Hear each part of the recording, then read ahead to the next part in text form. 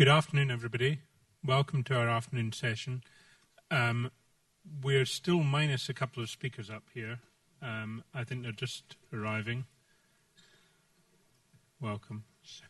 But I think we're going to get started anyway because we are obviously running a bit late. So the VIP lunch went on a little while. I can assure you, I'm sure it was probably no better than the lunch the rest of you had, so please don't be too jealous. I'll start with a couple of housekeeping points. First of all, please turn off your mobile phone and even consider turning off your BlackBerry as well. Probably that email will wait until the session finishes. And please, if your mobile does go off, I'm quite ready to laugh at you and have people humiliate you. So please really take this seriously. The other point is obviously we're running a little late. We're going to try to finish by 4:30 all the same. So I hope that everybody will keep their points brief and then we can have a really good debate about this important subject. Now, we're here this afternoon to talk about supply chains and gateways and volatile markets. If we'd been having this session even a year ago, I think everybody would have been talking about the constraints and capacity and how growth was outstripping the capacity of the system to cope. That's not something anybody's talking about anymore. People are talking about how one copes in the very difficult market conditions now and what kind of system's going to come out of this, and also how we can alleviate the effects of this serious economic downturn on the transport and logistics industries. And we've got a fantastic panel here this afternoon to talk about that. What I'm going to do is, first of all, I'm going to turn to each of our panelists one at a time and ask him a question about some of the key things in his area of work. We're then going to move to a little discussion between the different people on the panel about what the other people have said, and then I hope we're going to have plenty of time to throw things open to the floor, so please be thinking of exciting and interesting questions for our panelists here. Now, the first person I'm going to turn to is Cumhur Mikuria, I hope I've pronounced that correctly, who's Secretary General of the World Customs Organization. Now, when I think about the bottlenecks in the supply chain, I think of the huge queues one sometimes sees at a border as trucks are inspected, and there are places where trucks can sit there for days at a border. What do you think, from your work with the World Customs Organization, is the single most important thing you can do to get rid of some of those bottlenecks at borders? Well, thank you. Thank you. From customs' point of view, what we need is the access to quality information in a timely manner. Because we customs at borders, we process goods, but we rely on the commercial data. Each commercial data attached to the consignment. So if we have quality information, reliable information in a timely manner, that will be very helpful to us. And at the same time, if we can get that kind of information from our partners in other customs administrations, that will, furthermore enhance our operations. So this is the, major point from the customs point of view. Okay, thanks very much. I'm now going to move on to Scott Price of DHL Express Europe, who's going to be the first person to tell us a little bit about the commercial perspective on these very difficult times. So, can you just tell us very simply, Scott, how has your business been affected by the downturn, and what kind of shape do you expect it to emerge in from the downturn? Do you think it's going to go back to the boom times we had until just over a year ago, or do you think there's going to be a different kind of logistics sector emerge out of that? Well, in terms of the current impact, in line with the reduction in GDPs across the world, you see a reduction in trade. And obviously for the logistics industry, that's had an impact. What we're seeing in Europe, in line with that reduction of volumes, is also a drive for a lower cost option. So from the air to the ground is a pretty significant modal shift. The impact that we're seeing is that, in particular, in the European context, it's a very fragmented market, and a lot of small players are being pushed out. They simply just do not have the the financial wherewithal to survive this. So we are seeing a bit of a consolidation, which is probably good for the industry. Overall for DHL, we've had a decline, probably around 10 to 12%, as we saw in the first quarter.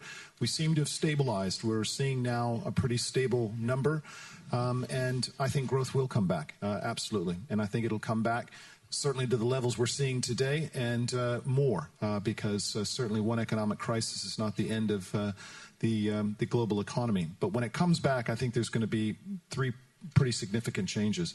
The first is, now that oil has tested $140 a barrel, companies have reevaluated the wage arbitrage out of Asia versus the cost of transport for developed markets. So I think that we'll see when capacity comes back, it'll be invested in Eastern capacity will be put into Eastern Europe for consumption in Western Europe.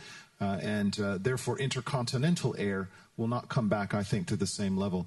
The second major trend that we see is that there will be more and more a further efficiency in the EU of ground. And as the speed of ground increases with the improvements in infrastructure, with the reduction in regulatory, etc., ground will become a very good option. Air will always continue to be there, but ground will be, I think, very significant. And then the third piece that we see is more and more the focus upon the environment and the role that the logistics industry plays in the environment. So we are very serious about this. We have made a commitment of 30% efficiencies and have a number of programs. Unfortunately, in times like these, the small players are the ones who struggle to make investments. Bigger players, we are still continuing to invest in more efficient aircraft, etc., because I think that more and more as this attention is focused on the environment, there'll be a huge pressure when growth comes back to make sure that companies have the right footprint to reduce the carbon impact. Yeah. Okay. Thank you very much for that, Mr. Price. I'm now going to move on to Igor Levitin, the Minister of Transport of the Russian Federation. We've been hearing a little bit already about some of the bottlenecks that transport operators face. Have you got translation? Yes, sorry. We've been hearing a little bit about the bottlenecks that transport operators face, and I'm just wondering what you as a government think is what you as a ministry think is the most important thing you can do to speed up the flow of goods both around Russia and across the border. What's the single biggest priority? Спасибо. Во-первых, я поддерживаю господина Меркурия о том, что нужно иметь предварительное декларирование грузов, которые подлежат. Let me support Mr. Mercuria in what he said. He said we have to be able to process as quickly as possible the data and information that's made available. And the question is, should customs do that? Should the hauliers do it? Should we do it as customs exporters?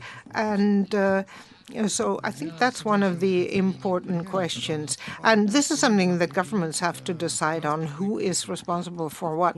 And I agree that the transport corridors have to be decided on. After the demise of the Soviet Union, things have changed. And from our European colleagues, we haven't yet heard what the different corridors are that we should develop for which particular merchandise, for which goods, and how they should be prepared. As far as the crisis is concerned, it very much had an impact on sea freight. 50% of volume went down in that area, and we do no longer have any long lines at the border, at least not for trucks. And now we have a completely different set of problems. Namely, long lines of wheat supply waiting in the harbors. And so, in other words, the government needs to prepare infrastructure for these changes and also for the crisis. And these crises, it seems, is something that we'll be having every now and then. And so Russia is preparing its goods for containerization. And this is something which is only really 10% at the moment, containerization, and we want to increase this to 30%. So multimodality is what we want to increase. That's our main homework now. Okay, thank you very much for that. I'm now going to move on to Carl Mommsen from TH Logistics. Now, Mr. Mommsen, we've already been hearing a bit about the challenges that infrastructure faces, the dealing with this crisis and the problems of efficiency. What I often hear said at these events is that we need to spend more on infrastructure, and that's the focus of a lot of governments at the moment. Do you think that's the way to solve these problems from your point of view as a rail operator, or do you think there's something else that really needs to be focused on here? Yeah, obviously for us as a railway company, it's very important to have a capacity that we can run our business.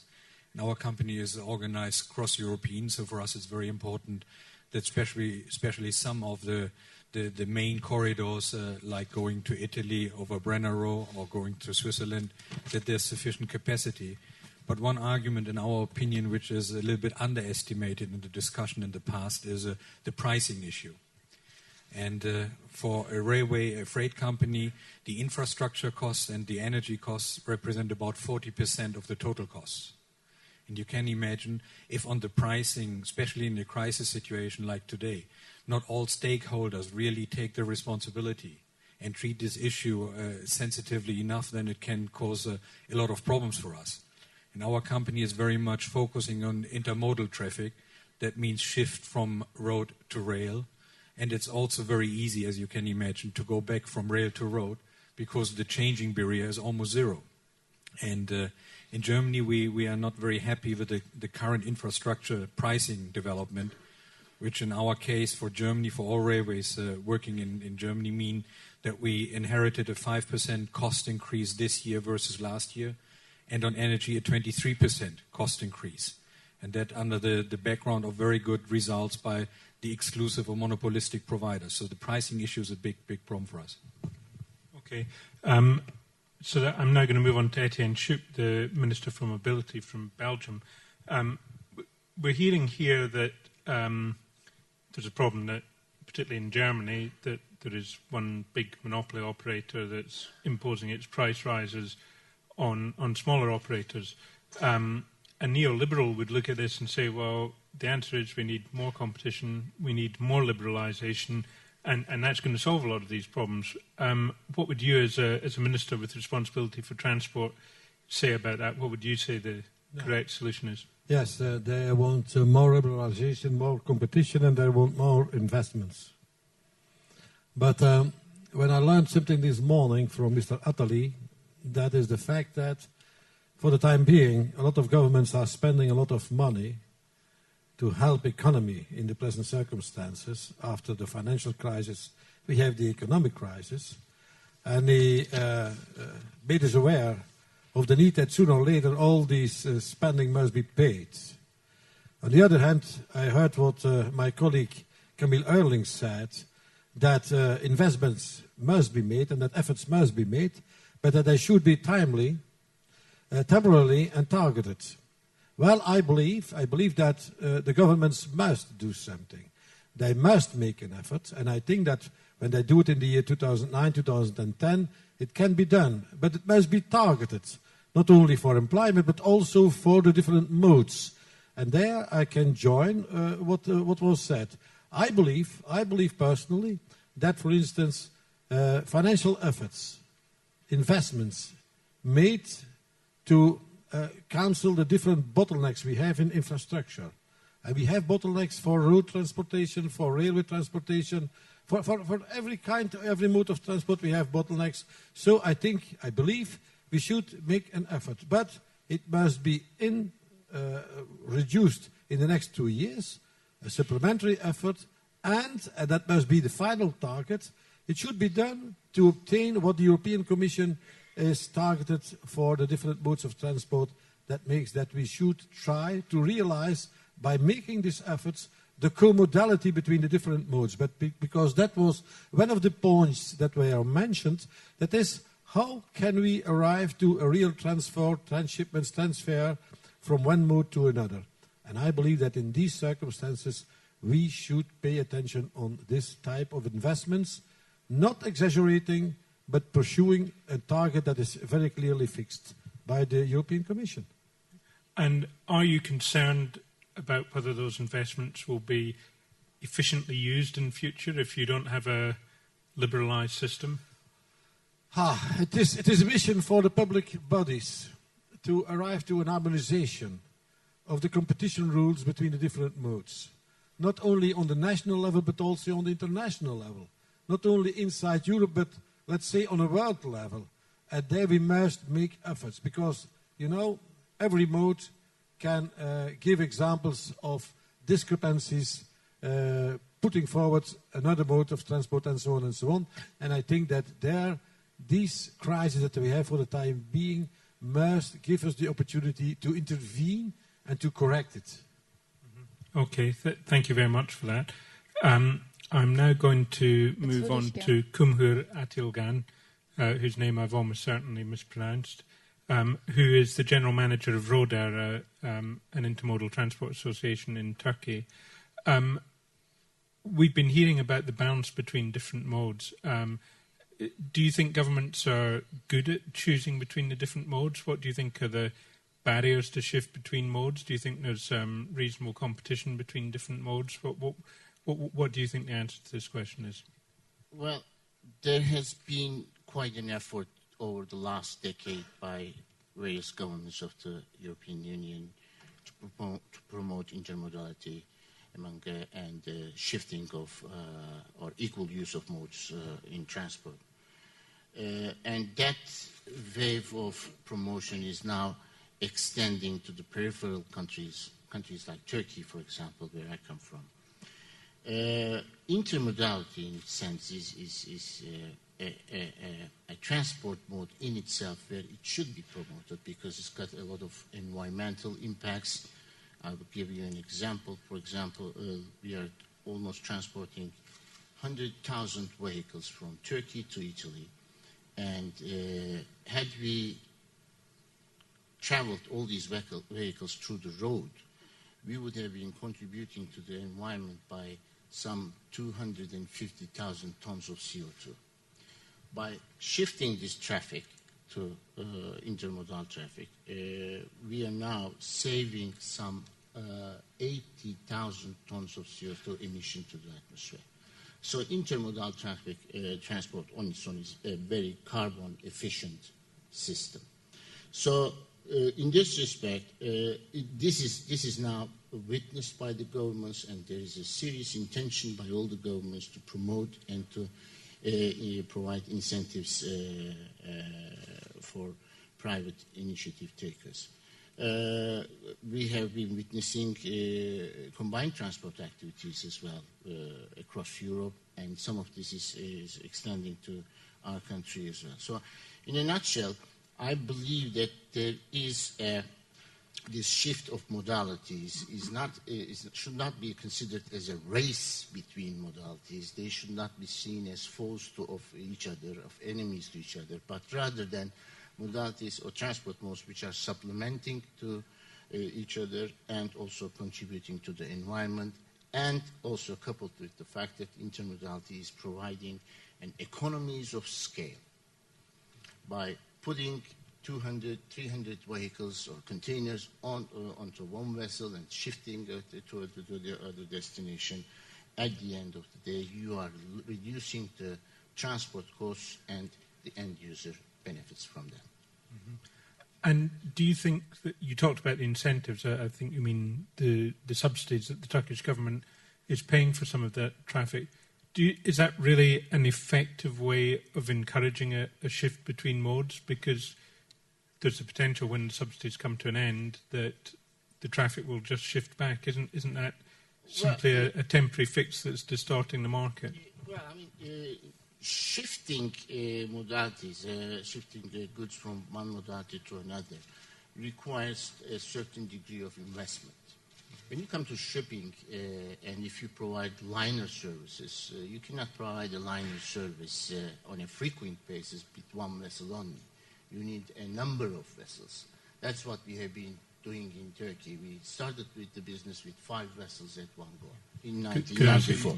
So in this respect, there is a requirement, there is a need by government subsidy for a certain period of time. I'm not talking about that it should be subsidized or it should be aided for the rest of its life, but a certain period of time is required, and I think it pays off. What do you think about that, Scott Price? Do you support government subsidies for particular modes that will push traffic towards particular modes? Do you think that's an effective way of changing the way the transport system works? I think effectively done and as proposed for a limited period of time. You know, usually in the logistics industry, a modal shift requires investment on either side, both in terms of the supplier but as well as the user. And many times on the user side, there is already capital equipment, etc.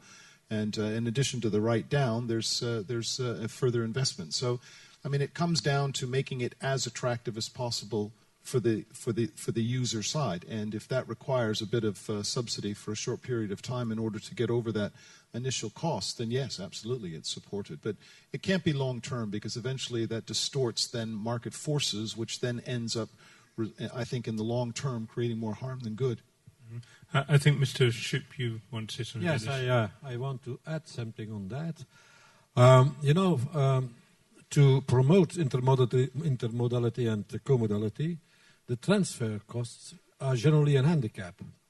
Well, we made a proposal to the European Commission to promote containerization in our country, and finally they agreed that we should do it during a period of 4 years to promote in this way international container business. And I think that is an example that there is really a willingness to arrive to a certain transfer.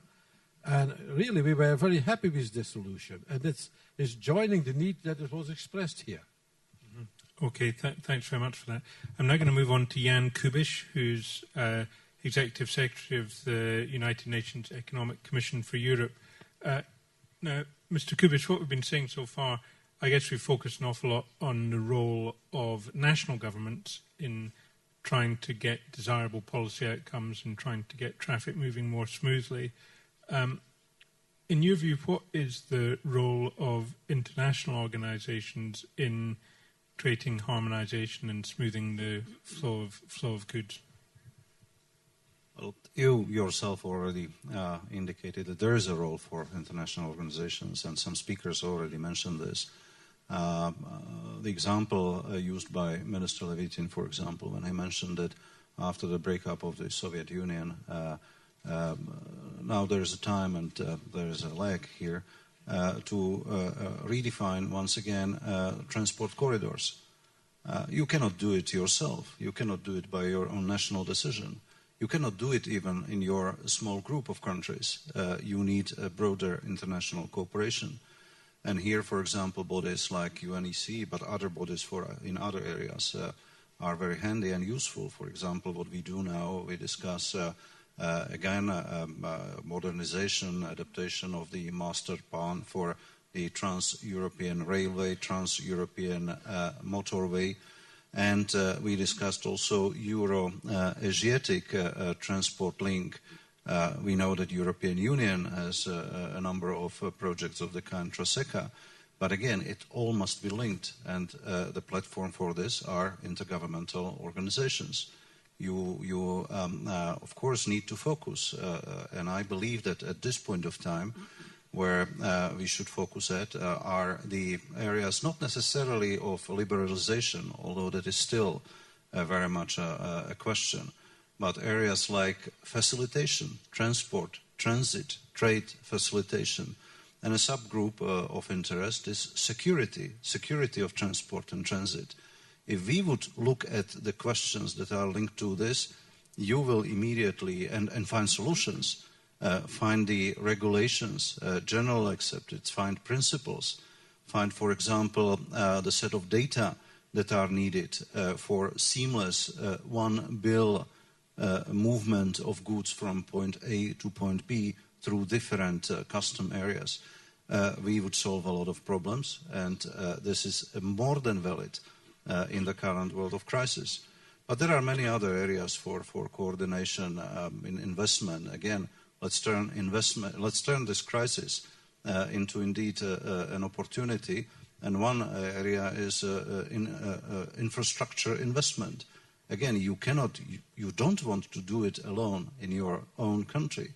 You would like to coordinate it at least a little bit, at least with your neighbors. And you can do it if you are wise.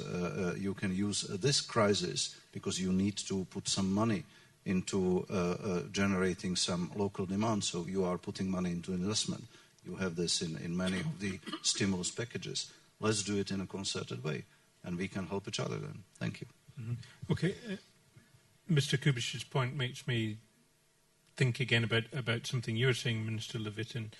You were saying that the Western partners weren't saying to you where they wanted the investment to be in the corridors. What problems is that causing for you? What practical problems is that causing for transport in Russia that you haven't been able to develop corridors jointly across Europe with your partners to the West?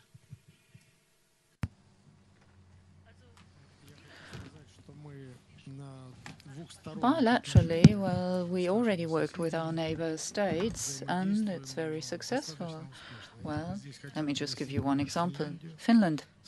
With Finland, we can build upon strong historic traditions, ties, and this also allowed us to increase the transport volumes between our two countries. For us, Finland is the gateway for European goods, and we know that we need to continue work along these lines. This is where we need to prioritize, where we need to focus. We can also build on good cooperation between the customs services between our country and Finland, but of course we would like to make sure that the funds which are invested by the European Commission and which are partly, and also the funds which come from the Russian budget, are invested in a more concerted way. We already have the right platform for this. We have a working group between the European Commission and the Transport Ministry of the Russian Confederation. This working group is called Transport Dialogue, and also stakeholders from the industry are invited to participate in this dialogue. Okay, thank you very much for that. I'm now going to move on to Janusz Lacny. He's the last of our panelists to be introduced. Thank you for your patience. Mr. Lacny is the president of JMJ-TRANS, a Polish transport company, but he's also president of the International Road Transport Union. And as the last of the panelists to give us your initial thoughts, I wonder if you can sketch us a picture of what kind of logistics sector you would like to see coming out of this crisis, what you think it can look like, what kind of functions it can fulfill, and so on. Could you give us a few thoughts on that, please? Thank you. Well, for the time being, there is nothing better than market economy with national or international control limited down to minimum. Since I represent road transport, I must say that we've got a lot of competition inside this mode of transport. And it is very challenging. And that is why what is being observed now is a process of integration of transport services and logistic services. And it will lead, it already leads, and it will lead to mega structures that appear on the market. And this process will continue, especially after the downturn, because it is inevitable. According to the EU policy, we are destined to develop commodality. So the best use of every mode of transport and developing multimodality, multimodal systems. But it will also leave room for small and medium transport enterprises, which is good news for the business I represent. So, of course, with the development of economy, of demand, logistics centers will develop. And there will be terminals, there will be transloading places, warehouses, and other logistics centers. They will appear, absolutely. And with, as I observe, in very many countries, not only in the European Union, this process has already started, and with big participation of road transport, big, very big companies, and forwarding companies. You said that you think the market economy is the best way of deciding how the transport and logistics system works. Do you think that governments around Europe are fully committed to that idea, or do you feel that there is still a bias against your mode? And if there is a bias against your mode, what do you think should be done about it? Well, I personally feel that it's not necessarily well understood by governments and intergovernmental bodies. What is needed is offering equal terms to all main players on the market. You know, and it's, you know, neo-protectionism will lead us to nowhere, especially today in the time of downturn, in the crisis, I would say. So the less interventions from the government, the better for the economy. This is my point of view, because, you know, this factor, just transport, is the leading force for economic development. Out of the discussion, it's obvious. I don't mean road transport, every mode of transport, because road transport can be active only within land transport. We cannot compete with maritime transport. We don't want to. We want to cooperate. We don't want to compete with aviation, air transport. We want to cooperate. So the intermodal point infrastructure is needed. This requires investment, big investment. This also requires harmonization. Harmonization of technical, technological, and procedural elements. If it is harmonized, it is the green light for further development of transport and then economy. And of course, we observe, especially from the point of view of road transport, we observe neo-protectionism inside EU, inside other non-EU countries, and we suffer from that. Mm-hmm. It's not a good approach. Mm-hmm. And the protectionism is taking what form? Different forms. Okay. Now we have Minister Levitin here. I will give you an example. You introduced road user charges to 14 countries, EU countries, not to 27. It's reciprocally, as you say. It would be better to introduce equal terms to all of us, because otherwise it's some sort of discrimination. But this is the internal policy of Russia. We cannot intervene.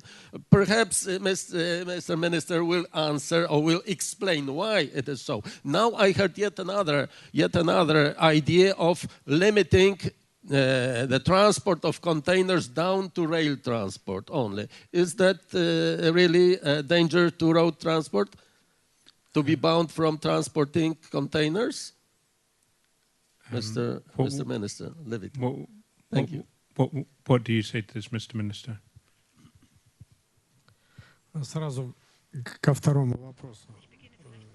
Well, maybe let's start with the second question.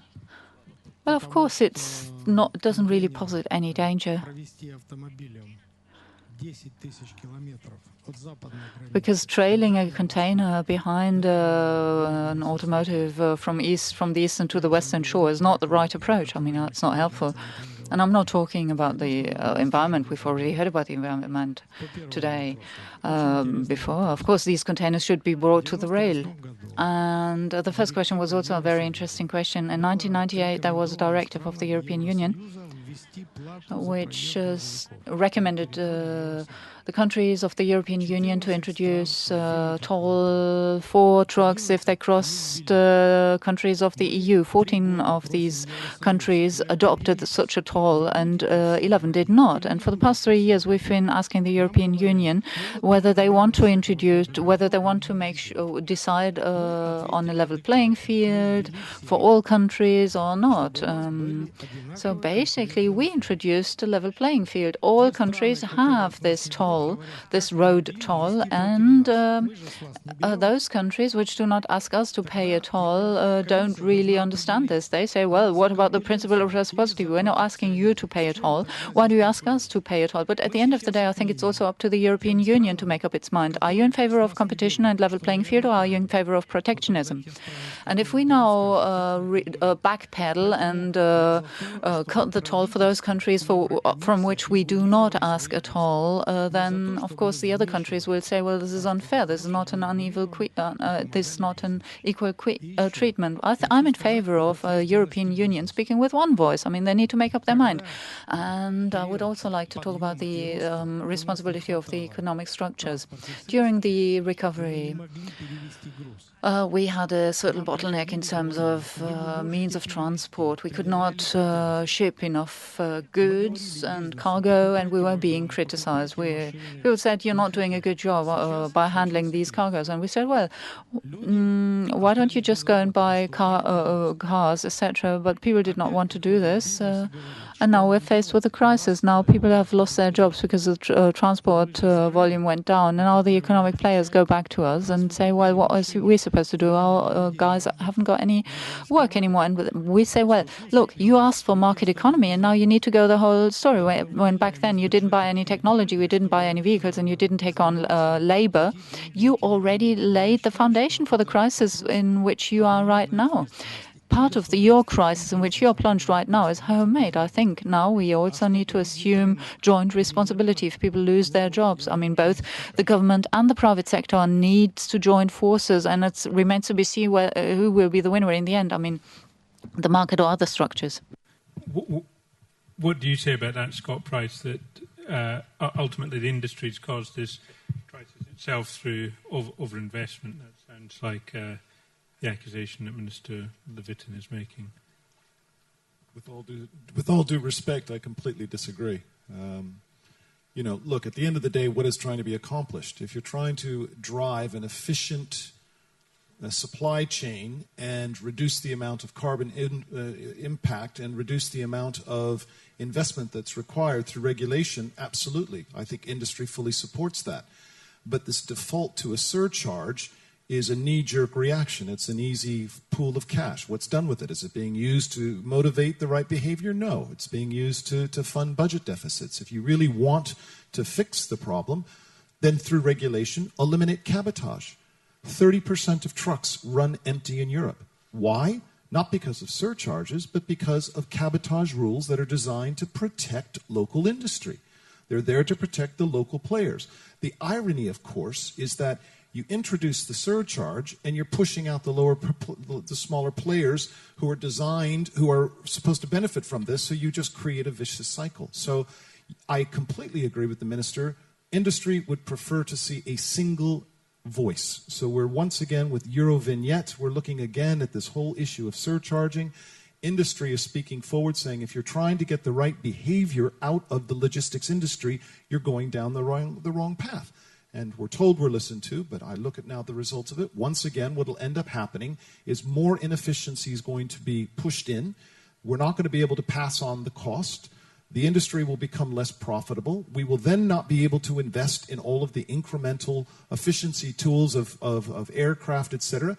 It's the wrong approach. I just think that the whole thing needs to be rethought. Okay. What do you have to say about this, Mr. Mommsen? It sounds like your colleagues from road transport here think that you as a rail company are being feather-bedded to some extent by government policy, and that things are being pushed towards you that economically don't really belong there. Do you feel that you are that you're the beneficiary of these kinds of government programs, and that you're and that you're carrying stuff that would be better going by road, or do you think there's a real economic role for your mode of transport? Yeah, I mean, one of the big factors one has to understand is, if you look at Europe and the railway situation in Europe, you find in each and every country a different security system, different electricity systems. So this is in itself already an historical dramatic disadvantage for railway. If we talk Europe, that means you cannot simply go like a truck and go from Germany to Italy. So you have either to change at the borders the locomotives, or the other solution, which we implemented in our company, which is technically possible since only 3-4 years, is to go for multi-system locomotives. But such a multi-system locomotive has a value or a price unnegotiated, I have to say, of €4.5 million, versus a locomotive which is able, brand new, only to run in one European country of a value and a price of 2 million. And then if you go over the Alps, Austria and Switzerland are going to change this by major infrastructure investments into Gotthard Tunnel and Brenner Basis Tunnel. But at the moment, if you go with a train from Germany into Italy, you need 3 locomotives just to cross the Alps. And that is one of the reasons, especially for Switzerland and Austria, that they say for the time till the tunnels are ready, till railway can go through with 1 locomotive, for this temporary time, we are supporting a little bit the intermodal traffic. And so it's just the opposite. So at that point, I disagree. I still believe that railway is still not playing on a level field with the road industry. What do you have to say about that, Minister Schouppe? Belgium has its own technical peculiarities in railways. That is a barrier to some traffic coming across your border. Are people taking that seriously enough? We know that technically the problem exists. But for these technical problems, we found technical solutions. Those technical solutions have a price, that's right. And I fully agree that we should progressively arrive to one single system, not only for the traction, also for signaling, security and safety reasons. But it is a work that we have to accomplish in a lot of years. And that will never be done by the different national bodies. That can only be reached and done if the European Commission, the European unit, is financing it. And yeah, we must agree that is disadvantaging railroad traffic compared to road traffic. We must agree on that. And if we really want a clear and a fair and a harmonized competition between the different modes, we have to find, first of all, solutions for these problems. That's true. Okay. After one more intervention, I'm going to throw open questions to the floor. So be thinking of intelligent, perceptive questions. I'm just going to move over to Mr. Lacny. You want to say something? Thank you very much. I want to underline and declare clearly that road transport is ready to cooperate with other modes of transport. But the problem is that if there is a lack of harmonization inside other modes of transport, we cannot help you. We are ready to work as partners. Moreover, some very big road transport companies already work with other partners. So it is feasible. It is feasible. Nowadays, in the time of crisis, subsidies go mainly to banks, not to other businesses, and definitely not to road transport. So, and I am in the opinion that what I told some of you several minutes ago, that I can imagine economic development without banks. It would be very, very difficult, but still it would be possible. I cannot imagine economic development without transport. So we are playing nowadays, and not only now, we play a very important role, and we should feel responsible for the future development of the world itself. Now we concentrate on Europe, and especially European Union, but we also have experience In Asia, the IRU has launched a NELT project, New Euro-Asian Land Transport Initiative. It works.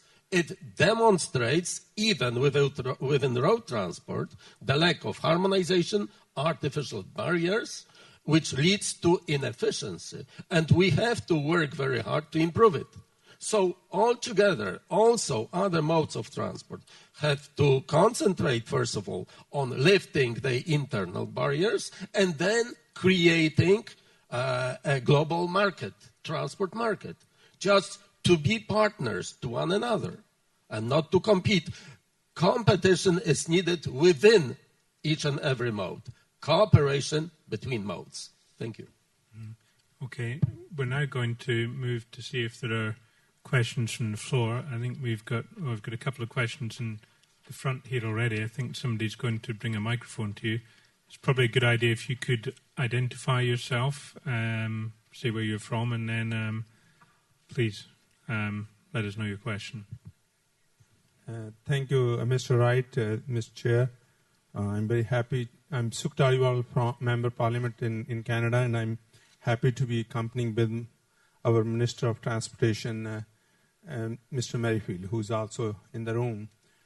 In fact, this is a very important issue, this gateway.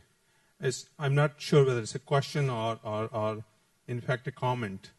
When we look at the supply chain, right, in a globalized marketplace that we were all talking about this morning, when we look at Canada's economic future lies in Asia and South Asia, we have an advantage over our partner and our neighbor to the south, US, because we have the closest port, which is Prince Rupert, and which is the deepest port as well, to Asia. I've been there. Right. So when we see all those containers that come in, now they will come to the port. From that port, it has to move efficiently, and it has to have a reliability on the ports.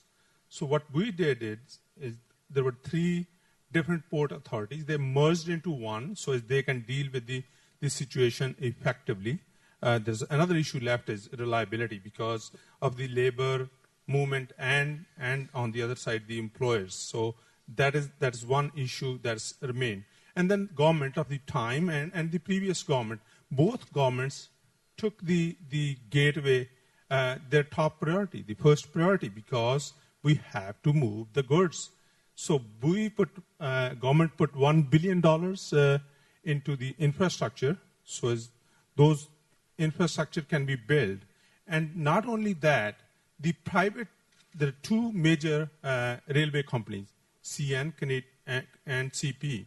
Both came together, so they made some improvements to their tracks as well, and also they're sharing each other's tracks to move the goods. And not only there, but because of the geography of the country, we have also built inland ports as well. So when I see there are 3 issues, whether it's up there, the way I see yours is border security, intergovernmental, and jurisdictions, because I was hearing those. So basically all 3 levels, the government, the private sector, and the cities and the economic development agencies have to come together to play a role that those goods can be moved effectively and with full reliability. And I'm sure Minister is there if he want to add something. Thank you very much for that. This is a very interesting subject, whether you need to build completely new means of moving things. Can I ask, I'm going to put that to particularly some of the governmental representatives here and some of the private sector people, whether we need to look at entirely new ways of moving things. But I just want to ask you something quickly. I don't know if people here are familiar with the Prince Rupert Port. This is a place way up in the north of British Columbia that has a fascinating history, which you can read about in a Financial Times of 4 years ago if you're interested. But I wonder, do people think that money was well spent? Because there's very, very, very little traffic moving through Prince Rupert. The way we see, we have to be prepared for the next decade out of the 2, because when I said Canada's economic future lies in Asia, right? So that's where we're going. And now all those other pie, like when we are building a pie here, there are different pieces to that pie, or the puzzle. They are coming together, private sector, those railways, those cities, the port authorities, they are all coming together. So we are prepared for the next century when and that time comes in. It's not only that. In fact, the air traffic is also very important, because when I was going through Western Canada, talking to different economic agencies, it's not about goods. The goods can only move if we move the people as well. So to move the people effectively, we have to have that open air skies and those agreements as well. But I can tell you, on the Prince Rupert, the question you asked, Mr. Wright, the money is well spent. Okay, thanks very much for that. Perhaps, Scott Price, you could be first to talk about this. Do we need to start thinking about entirely radical new routes for moving things? Prince Rupert is moving things through a port that's, I think, about 600 kilometres north of Vancouver in the middle of nowhere to get it around existing port congestion. So I'll come to the Minister in a moment. Yeah, ultimately build it, and if the economics make sense, we will come. I think, it's not industry that chooses these things. It's ultimately the consumer who buys a good off a shelf, and they're always looking for the cheapest thing. That's why it's a global economy, and it's in an open economy. That's what the driver is. So I've not been to this port, but if the cost of supplying goods into Canada through that port from Asia on a per kilo basis is cheaper than what exists today, it will come. It will absolutely come.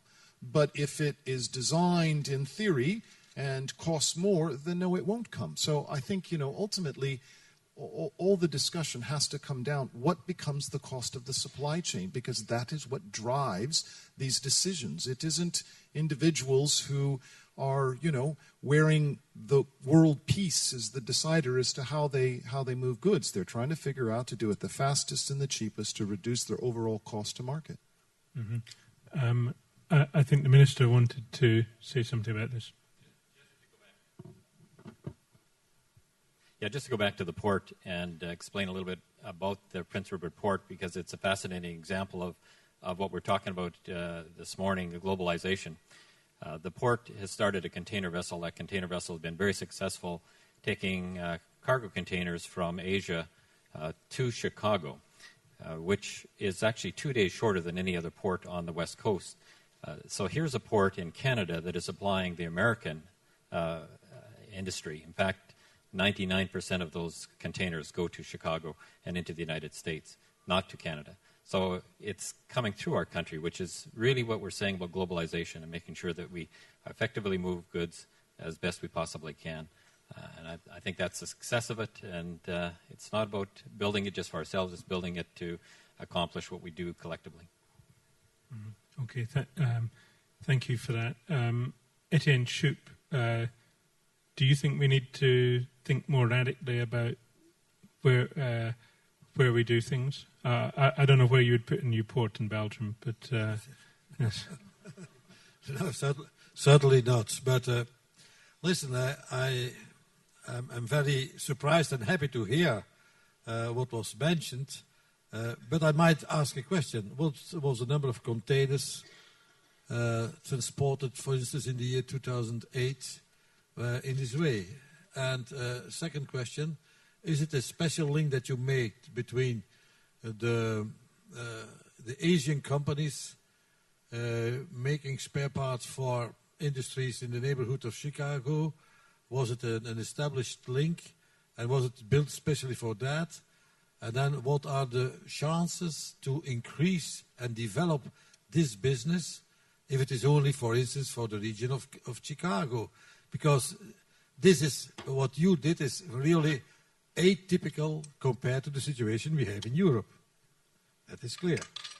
Because they created something new on a basis, on a new basis. This really different with the way that we are doing business in our continent. Okay, now I think we could probably talk all day about Prince Rupert, which is one of my favourite subjects and one of my favourite stories I've ever done. But I think possibly the thing we should look at from both what the Minister said and gentlemen over here have said is this is an example of an infrastructure project where one country is serving as a gateway for another in a novel way. And I wonder if there are enough opportunities in other continents, Europe being the obvious one for a lot of us here, for that kind of thing to happen if gateways in other countries work well enough. And I'm going to come first to Cumhur Atılgan, and then I'm going to come to Minister Levitin, because I think this is a very pertinent example for you. So perhaps you could tell us a little bit, Mr. Atılgan, about how you see this. Well, the way we look at it is the supply chains, which were designed over a decade or so, is gone obviously so global that so many countries are dependent on one another. You have raw goods transported to assembly plants in country B, then over to country C, and then to country D for final consumption. So in that sense, the suppliers, manufacturers, and distributors are so dependent to other. They are so adhered to one another. It's not possible really to decouple this chain. Look at the FDIs made throughout the world. $1.5 trillion of FDIs have been realized over the last 10 years or so. And billions of dollars are being invested in foreign companies. This is for many reasons: low-cost labor and so on, low-cost materials and so forth. So it's really not easy to decouple this supply chain. What is going to happen into tomorrow's supply chain is that some of the weak links, like logistics, is going to come up much more strengthened from this. And I say this because when I talk about logistics, obviously transport is a derivative of this logistics sector. And in this sense, once the economic downturn is finalized, hopefully in the near future, it is the logistics sector which will be the strongest link in the supply chain. Why? Because governments are providing all these incentives. Why? The private sector are following all these innovations, which is a step change in technology for provision of transport services. Why? There is a much more integration of different modalities, which we are witnessing in European Union. About 10 years ago, the share of short sea shipping, for example, was in the region of 25%. It has now caught up with road transport. They are neck to neck.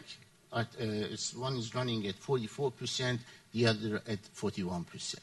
So that means this sort of involvement in transport will effectively affect the logistics sector, which is the weakest link in the whole of the supply chain right now. And with these energy prices going up, with more awareness in environmental issues, which are all issues which are addressing on the logistics sector, particularly on the transport leg. These are the things that we are considering right now, and quite a number of technological advancements have been made on this, and I hope that once the crisis is over, we will see a much more stronger supply chain with the strengthening of the logistics sector. Okay, thank you. Now, Minister Levitin, your country has experience of having to reshape its supply chains quite dramatically because the main Baltic ports of your country and a lot of the Black Sea ports were suddenly in other countries. I noticed when you talked about the countries with which you're able to cooperate to get goods moved into the outside world, you talked about Finland. It's much more obvious looking at a map that you would go through the ports of the Baltic states. and also for southern Russia through the Black Sea ports in Ukraine. What kind of challenges does it represent for you cooperating with these countries where relationships are often difficult, and what kind of bottlenecks are being created by the political tensions in a lot of those borders?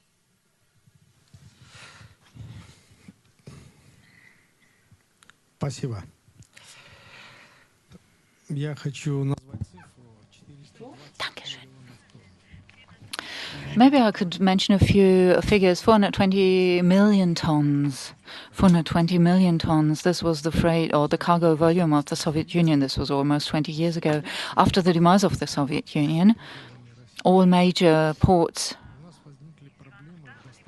and I mean, they were still there, but they were outside of Russia. And we had difficulties in accessing these ports because on the borders of Russia, we set up new border points, customs points. And in recent years, we tried to rebuild our maritime infrastructure. In 2008, we expended we reached 450 million tons, so more or less on our par with the Soviet Union's volume. So 120 million tons, however, went to the other neighboring countries. But that's normal. I mean, it's a matter of regular competition. But I would like to get back to what's been said on the railway. We've got a different gauge width or track width. And this is not just a physical barrier, but the different gauges of the railways in Russia are also an issue when it comes to documents and procedures here. We do not have the same unified consignment note from China to Russia. We've got one consignment note, and then on the border to the European countries, we need to change this freight letter or this consignment note and use a different format. We agreed that we want to overcome this barrier this year, that we want to launch a unified consignment note for the railway industry. And we also have a new mode of transport. We now have a railway ferry. These railway ferries are already deployed between Russia and Germany. So that means we've got the railway car, which comes from the Middle East with a broad gauge. And then it's put on a skid and can be shipped on a ferry to Germany. And we also use the same in the Black Sea region. And we feel that we can foster we will see a very close cooperation with Turkey, for instance. This is where we can also use the Turkish port, the ports of Bulgaria, Georgia. And from these ports, we'll then have gateways to all railway systems of the Mediterranean states. And we'll have a similar system in the Caspian Sea. And basically, I think the railway ferries will also provide major opportunities for future development of the railway industry. Okay, thank you very much, Minister. Now, I said I was going to start taking questions from the floor. We've so far managed one, which isn't very good, and I saw that there's a lady in front who wanted to ask a question a little while ago, and you've been very patient, and now they're going to bring a microphone to you, and we're going to be able to hear your question. So please tell us who you are and what your question is.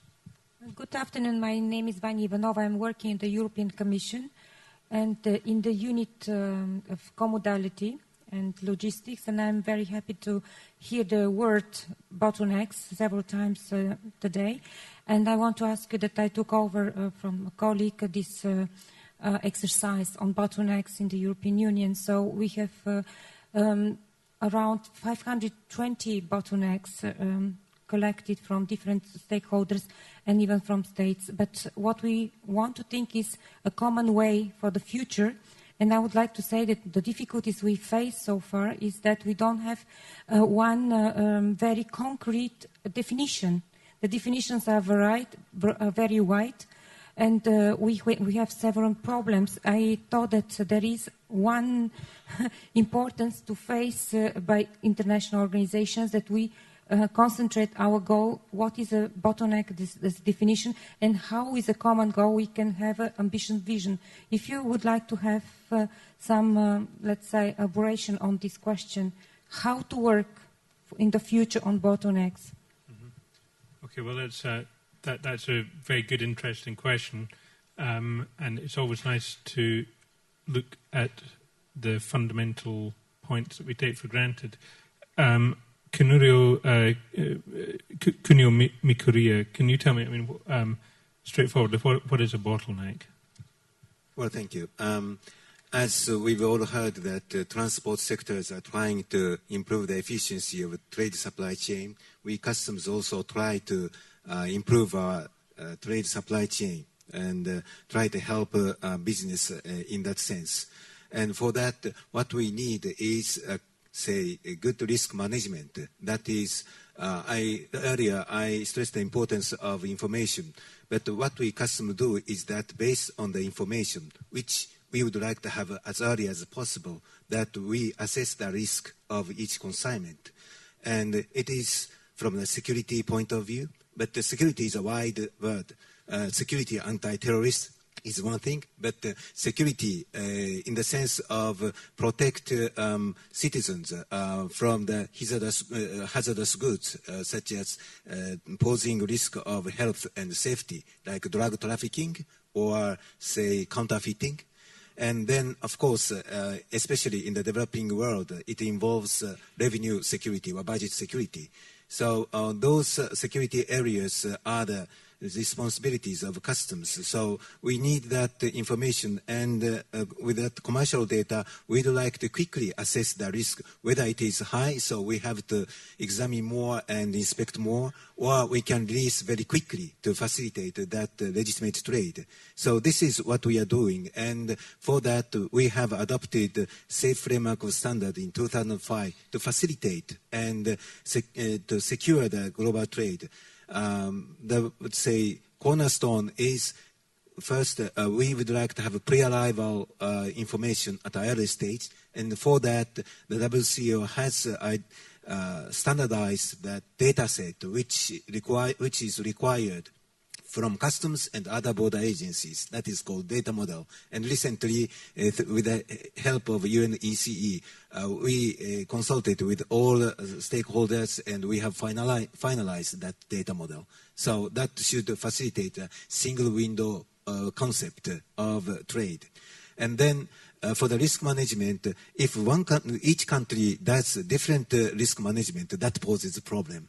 So we have to, we need to have consistent risk management, and we should share that intelligence, so that if in one country it is okay, admissible, that consignment, then other countries should have the same result. So that kind of sharing information and intelligence is very important. And then, as we are living in the supply chain, so not only the traditional import, but customs should take into consideration of the whole supply chain, including export, transshipment. So if customs administration can really work as a network and share that information intelligence, we can ensure the very seamless movement of goods in the supply chain. But what we need is not only customs network, but also where those information comes from. They all come from the private sector. So we need a customs business partnership. And especially from trade and transport area, we need quality information in a timely manner. And in that way, we can identify which traders, which transport sectors are compliant, and we can have a partnership. We can rely on their own risk management. And in that way, we can, say, give them facilitative measures and really, say, with the partnership with the trade and the transport sector, that we can enhance that facilitation and security at the same time. So this is what we are trying to do, and we are trying to implement this framework of standards with 156 countries that adhere to this principle. And we are providing technical assistance and capacity building to those developing countries to enable them to implement this system. Thank you. Okay. That's how a bottleneck looks from a customs point of view. Scott Price, I'm sure you probably recognise a bottleneck when you see one, but how would you define it? Well, I think we've only hit maybe 350 of your 520, so I think we still have room to go to find the rest of them. I think it's simply just inefficiencies. It is, we have to accept the fact that the world economically has a history that has led to varying approaches to all aspects of the supply chain, and whether it be customs, whether it be the actual physical infrastructure. I think the frustration over bottleneck. Yes, the rail gauge in Russia is different. But I think industry accepts that that's an enormous undertaking to change that, and then you work around it. But regulatory bottlenecks, the things that are driving inefficiencies, which are an obvious and easy to fix, like cabotage, are the bottlenecks that are the most frustrating to industry, because it's really more will than a physical change. And I think if you were to take your 520, there's probably 50% of them that are simply regulatory driven or activity driven, and those are easy to solve. It's the others we recognize are much more difficult, and therefore would expect less progress quickly. Okay, I don't think we've got an absolute definition for you yet, but we're getting there. I think Jan Kubiš, you want to say something? Not necessarily that I can provide a definition, but I know places where you can try at least to identify the definition for all of us, not only for you, for the European Commission or for EU member states, but at least for 56 UNEC member states. And since we work very much with a global outreach, what we can agree among the 56 countries is then usually accepted by many more other countries in the world. So, for example, you have our Working Party 24. It's about intermodal transport and logistics, and they work on definitions.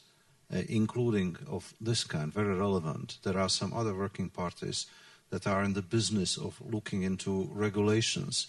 And then this is about perhaps transport division, but there are colleagues in the trade division that are looking into the electronic facilitation of business. Again, agreements not only on what kind of data are needed to go against and counter the bottlenecks and not to allow them, in a way, to appear, but also what kind of vehicles, IT vehicles you have, what kind of documents and sets of indications you are using in this. And again, this is happening in our organization. So use it. That's why I mentioned how important in addressing the challenges of bottlenecks is intergovernmental cooperation, but this intergovernmental cooperation, for example, with regard to UNEC, means direct engagement of businesses, direct engagement of scholars, direct engagement of companies. So all stakeholders have a say in what is being developed here. Thank you very much. Okay, I think Jan Lacny is now going to tell us exactly what a bottleneck is. Yeah, thank you very much. I wonder if we are able to just to produce one single definition of bottlenecks. Most likely we'll have to define, to my understanding, 4 different ones. Infrastructural bottlenecks, then legislative, and you're absolutely right, they can be easily lifted. Then fiscal, and I wouldn't say bureaucratic, maybe administrative. And they are slightly different. So perhaps improvement would go in 4 parallel directions, because otherwise it would be very, very difficult to generate one common definition. Then, of course, intensity of these bottlenecks depends upon the region we are in, because they are different in a uniformly, more or less uniformly developed EU 27 or North America, and totally different in Asia, where we have well-developed and active regions by the sea, and we observe desertification, especially in, I wonder, perhaps around 14 landlocked countries. So they suffer from totally different bottlenecks. But, of course, this is what I mean. Thank you. Right, I think we're getting towards a definition for you here. Minister Levitin, did you want to say something about this? Ну, я бы назвал одним из главных узких мест okay. правовая база. Если она не будет интегрирована, не будет... I would like to give you, well, I think we need to talk about the legal basis for the bottlenecks. We need to address the legal basis, and we need to implement a level playing field on in terms of legislation for these bottlenecks. Otherwise, we won't be able to achieve multimodality. Okay, thank you. Now, have we got another question from the floor? I think we might be getting towards the last one. Have we got any others? So, I mean, can I ask you, Mr. Mommsen, do you think enough has been done to tackle bottlenecks in your mode in rail, and what do you think a bottleneck looks like when you see one? Yeah, in my initial statement, I said already, one of the bottlenecks is the infrastructure bottlenecks, like potential bottlenecks on the Alp corridor. The second is then very much the signaling and safety technique. And there I think the European Commission took some initiative, but what was also underestimated is the migration path. The example I want to give is the so-called Corridor A, which goes from Rotterdam to Genoa. Today, to go from Rotterdam to Genoa, I think it's 5 different electricity systems and 7 different safety systems. And so the idea was, let's implement throughout Europe over the next years, decades, one homogeneous safety and signaling system called ECTS. And I think it's a very smart idea in the idea itself. But in the migration path, what they did is you find a certain ECTS passage on the Betuwe line in the Netherlands. You find a different ECTS in Lötschberg Tunnel, which for us means additional 2 safety systems. And unfortunately, not running the traditional domestic systems parallel. So for us, during the migration path, it means we have an additional 1 or 2 safety systems. And the safety system, just to give you a number, means per locomotive about 250 to 300,000 euro additional costs, and the market will not pay it to us.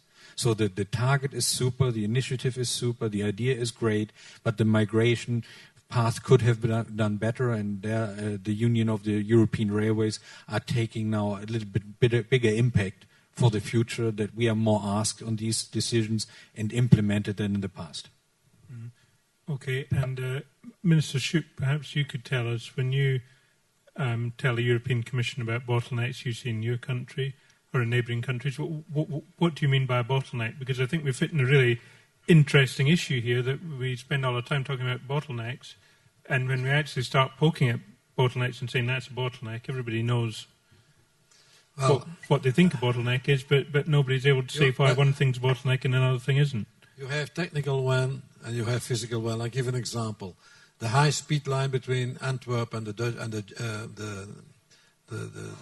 Dutch border is finished already 2 years ago, and it is now, after 2 years, that they found the technical solutions for the safety measures that has to be taken. That is a real bottleneck. That is a technical one. The second example is frustrating sitting in a train going very slowly next to the new line. And the investment was made and was not fructified. A second example is, for instance, the link between the Belgian railway network and the German railway network near Aachen, where an investment was to be made on the German side. It should be done on the 2 tracks. It was done on 1 single track, and the second track had to wait 3 or 4 years longer. That's a bottleneck. We have a lot of examples where a relatively small investment can increase substantially the capacity of the railway network. And there we should globally make an effort. Okay, thank you. Now, Scott Price, I know you want to say something, but I'd also like to ask you a question, because I think yours is probably going to be the last point before I hand over to our rapporteur to wrap things up. I think it's pretty clear from everything we've been hearing here that an absolutely key issue for all modes of transport is bottlenecks. We don't know exactly what they are, but they are things that cause unnecessary delay. Do you think there is, and cost, yes, which I guess cost and delay are maybe two sides of the same coin, but that's an excellent point.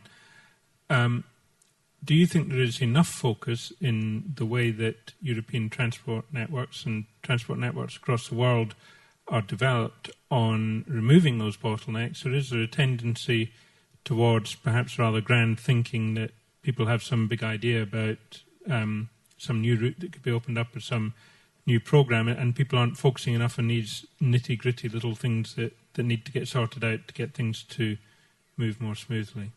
Well, I think exactly this point. I was going to define bottleneck as being a requirement or an activity that adds cost when there is a clear, cheaper option available. And I think, if I were to make a comment on today's topic of volatile markets, a volatile market to me and the volatility of the market is very clear by how many customers a day come in and tell me I have to give them something 10% cheaper. They want it cheaper. They're constantly putting pressure on us to take cost out of the process of their supply chain. And we're constantly looking about trying to find ways to reduce the cost of what we do as an activity. That's where we find bottlenecks. Well, why do we have to do this? If we didn't have to do this, we could take out costs. So this is how the impact of these bottlenecks are upon the economy, is it slows down or it increases the cost of the supply chain. In terms of Europe and whether or not enough is being done, I think there's a huge amount of intent, and I think that there's a huge amount of focus. So I don't think that there is a lack of spirit of will. But I think the challenge is, if you were to take away the geopolitical aspects of it, and if you were to say versus the cost per kilo, per 1,000 kilometers of the United States of America versus the United States of Europe, there is a significant cost differential. And that cost differential comes from all of these differences, whether it be administrative, infrastructural, et cetera, et cetera, et cetera. There is an economic cost that is a lower value add. And so there is, in my mind, huge benefit economically for these bottlenecks to be eliminated, not only for all of our industries, but overall for the economic growth. Because if less money is spent on transport and logistics, more money can be spent on other things in growing economies. And do you think governments are looking at bottlenecks in the same systematic way you are, saying, well, why does this have to happen? Why does that have to happen? Do you think there's that kind of really dynamic process going on? No. Sorry. No. Brutally, no. No. But it probably is going on in the Belgian government, Mr. Schouppe. Can you tell us about how the Belgian government's approaching this in a completely different way? I need to move over here. We've had our discussions. All right. Okay. I mean, perhaps you could tell us, Mr. Schouppe, do you think governments are looking at this systematically enough? Really, I believe that governments are aware of the disadvantages and the problems that are existing. But, of course, it costs a lot of money, and it must be said that from a political basis, they always think on developing the existing infrastructure, the existing system, and avoiding and cancelling the problems that they have. And to see it in an international comparable situation is something that we forgot during a very long time. And I really believe if we want to find solutions on a global level for Europe, that we cannot and we will not do it without the explicit help of the European bodies. Okay. Thank you very much for that. Now, normally at this point in the session, I would be scribbling frantically as I tried to sum things up. Today I'm very lucky to have Mary Brooks of Dalhousie University in Canada here to sum up for us what we've heard today and send us on our way with some crisp, clear thoughts about what we've learned. Over to you, Mary. The idea of crisp and clear, I'm not too sure about. But what I would like to say is that Tony Venables set the bar very high this morning with his 5 thoughts. And so I have limited myself to 5, but here we go. One of the things that I was asked to look at was about the changing structure of supply chains and to listen to see what people were expecting in the future. We've come to an agreement, I think, over the course of the last several days that globalization will continue. But this morning we heard about a new normal. And what I've been hearing this afternoon is that modal shift will happen. Air to ground, air to ship. We've seen the rise of short sea shipping. So the growth will return, but will the pattern be the same? And what I have heard is that no, it will not. We've seen some changes being introduced before the downturn, as was exampled by the discussion of my pet project, Prince Rupert. But the impact of environmental charges is yet to be understood at all, and I didn't hear that discussion this afternoon. So I think we have not yet seen what that structure will look like in, say, 5 years from now. My second thought was that we heard a fair bit about investment and where investment in infrastructure or diminishing bottlenecks should happen. And I think the key focus here that we have to remember is that what's important to the business community that's moving the cargo is that everything be seamless. And so the concept of bottlenecks really comes down to different standards, targeted and timely investments, and what I heard was a focus on intermodal transport because it has greater carbon productivity. I think I also heard that the importance of putting a transition plan and appropriate funding and timing in place is to be taken carefully. Users are reluctant to change or shift modes, and so we need to have transition support in place. What I was surprised not to hear, except close to the very end, was the incredible success of North American intermodal system and how it might have some lessons for Europe in terms of streamlining some of the things that you're having problems with bottlenecks. And I will come back to that point a little later.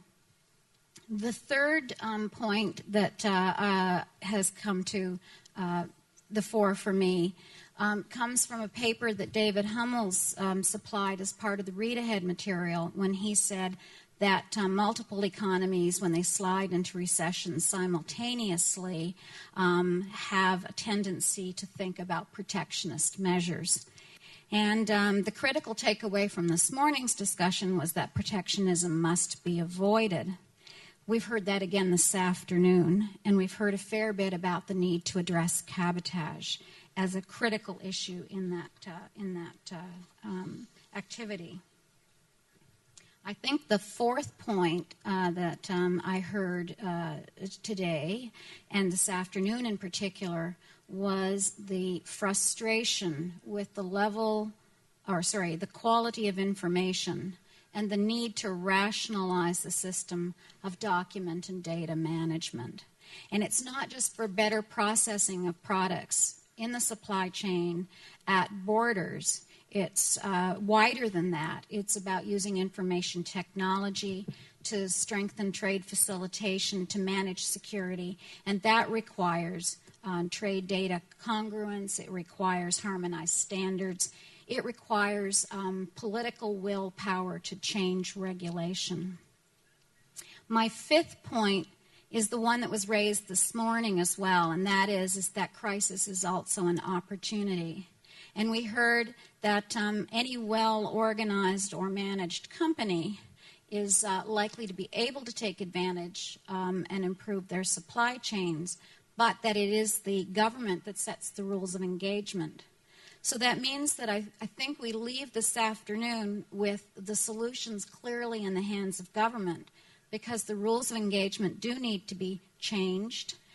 Businesses have called for less regulatory complexity, and the crisis gives us the opportunity to be less parochial and more global in our thinking.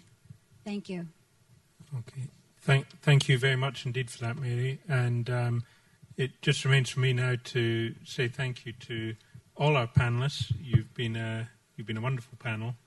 And I think we've had a very stimulating discussion. We've had a really broad range of views from relatively in favour of government intervention to trenchantly pro-free market. And I think you've given us all a lot to think about. So thank you to all of you. Thank you to everybody for coming. And they don't often get thanked, but we should also thank the translators up here who've worked very hard for us as well. So thank you very much, and we're now going to go to a break, and there are going to be other sessions later on, particularly for some of the ministers. Thank you very much.